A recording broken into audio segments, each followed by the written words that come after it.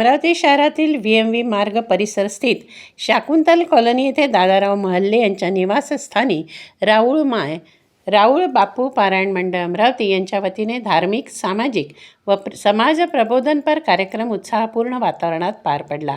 परिसरातील भाविक, महिला व नागरिकांनी मोठ्या संख्येनं उपस्थित राहून कार्यक्रमाला उत्स्फूर्त प्रतिसाद दिला.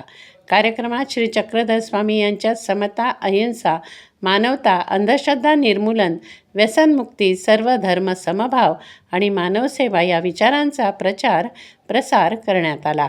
समाजात बंधुभाव, सेवाभाव आणि सामाजिक ऐक्य वृद्धिंगत करण्याचे आवाहन करण्यात आले. गरजूंसाठी राबवण्यात येणाऱ्या विविध सेवा उपक्रमांची माहिती देत समाजहितासाठी एकत्रितपणे कार्य करण्याचा यावेळी अभिनव संदेशही देण्यात आला. यावेळी परमपूज्य गोपीराज बाबा महानुभाव यांची अमरावती जिल्हा महानुभाव परिषदेच्या जिल्हाध्यक्षपदी झालेल्या निवडीबद्दल शाल, श्रीफळ व स्मृतिचिन्ह देऊन त्यांचा जाहीर सत्कारसुद्धा करण्यात आला.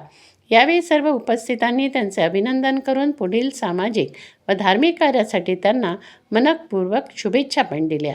मंडळाच्या धार्मिक व सामाजिक कार्यात उल्लेखनीय योगदान देणारे शरदचंद्र बिडकर, बाळकृष्ण बिडकर, अनंत तेलखडे, वसंत मानकर, सतीश वडनेरकर यांच्यासह विविध पदाधिकारी व कार्यकर्त्यांचाही यावेळी यथोचितपणे गौरव करण्यात आला. तसेच पारायण सोहळ्याचे यजमान दादाराव महल्ले व त्यांच्या परिवाराचा विशेष सत्कार करून त्यांच्या सहकार्याबद्दल कृतज्ञता व्यक्त करण्यात आली.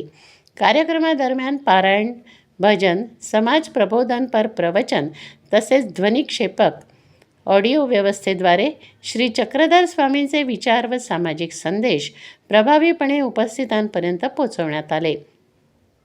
यामुळे संपूर्ण परिसर भक्तिमय वातावरणाने भारावून गेला. कार्यक्रमाचे नियोजन व यशस्वी आयोजन दादाराव महल्ले व त्यांच्या परिवारासह राऊळ बापू पारायण मंडळाच्या पदाधिकारी, कार्यकर्ते व सदस्यांनी त्यांचे या योगदानाबद्दल अभिनंदन केले. याप्रसंगी मंडळाचे अध्यक्ष अनंतराव तेलखडे, सचिव सतीशराव मानकर, वाचक वसंतराव निंभोरकर यांच्यासह प्रकाश तेलखडे, सतीश वडनेरकर, दादाराव महल्ले, बाबासाहेब देशमुख, सुधाकरराव टेटू, संदीप जुनघरे, अनिल रोहणकर, अनंत जुनघरे तसेच मंडळाचे सर्व प्रमुख कार्यकर्ते, सदस्य, महिला, भाविक आणि परिसरातील नागरिक मोठ्या संख्येनं उपस्थित होते. या संदर्भात माहिती देताना मंडळाचे अध्यक्ष अनंतराव तेलखडे यांनी सांगितले की राऊळ बापू पारायण मंडळ धार्मिक कार्यासोबत समाज प्रबोधन, मानवसेवा, सामाजिक ऐक्य आणि संस्कार मूल्यांचा प्रसार करण्यासाठी सातत्याने कार्यरत असून भविष्यातही विविध विधायक उपक्रम राबवण्यात येणार आहेत. या संदर्भात आमच्या प्रतिनिधींशी संवाद साधताना मंडळाचे अध्यक्ष अनंत तेलखडे यांनी सांगितले. प्रत्येक रविवारी 2019 पासून सुरुवात केली. आज हा 201वा कार्यक्रम आहे. या कार्यक्रमामधून सूत्रपात जी श्री चक्रधर स्वामींच्या परावानीतून निघालेले आहेत ते खूप अर्थपूर्ण आहेत आणि ते समाजाचं उपयोगी असून उपयोगिता आहेच, पण त्याकरता त्यामधून अनेक प्रकारचे बोध आहेत आणि ते बोधपर सूत्र हे समाजापर्यंत पोहोचले पाहिजेत आणि समाजाला त्याचा उपयोग झाला पाहिजे. म्हणून आम्ही सतत हे 50-60 लोकांपासून सुरू झालेला कार्यक्रम आज 700 लोकांपर्यंत गेला आहे. परंतु आम्ही रविवारी 100, 125, 150 लोक एकत्र होतो. वेगळ्या ठिकाणी वेगळं होतात. 700 लोक याच्यात सहभागी आहेत आणि हा सतत कार्यक्रम चालू असतो. यामध्ये अंधश्रद्धा निर्मूलन, व्यसनमुक्ती चळवळ, अशक्तांना आर्थिकदृष्ट्या आरोग्याची सेवा आणि चक्रधर स्वामींच्या सूत्रांच्या माध्यमातून होत असलेला प्रसार हा घरोघरी पोहोचलेला पाहिजे. जातीभेद मिटला पाहिजे आणि चक्रधर स्वामींचे तसेच महापुरुषांचे विचार हे घरोघरी पोहोचले पाहिजे. हा आमचा मुख्य उद्देश आहे. आम्हाला एक दिवस फोन आला, कलेक्टर नवाल साहेब होते, किंवा अशा प्रकारचे लोक अडकलेले आहे काही त्यांना काही करू शकता काय. आम्ही त्यामधूनच प्रेरणा घेतली आणि आम्ही त्यांना म्हटलं आम्हाला परमिशन द्या. आम्ही किराणा दुकानं उघडले, टेम्पोमध्ये जेवढा माल बसेल तेवढा भरला.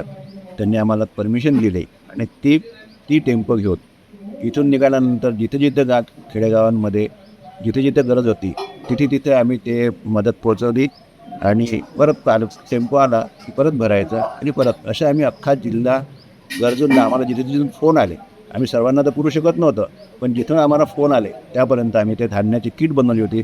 त्यामध्ये गहू, आटा, 2 प्रकारच्या डाळ, शेंगदाणे, चहा पावडर, साखर, तेल अशा प्रकारच्या त्या किट बनवून आम्ही साधारण मानसी 300 रुपये प्रमाणे आम्ही ती किट बनवली. आम्हाला यथाशक्ती आम्ही त्यांच्यापर्यंत पोहोचवली. त्यानंतर मौदा येथे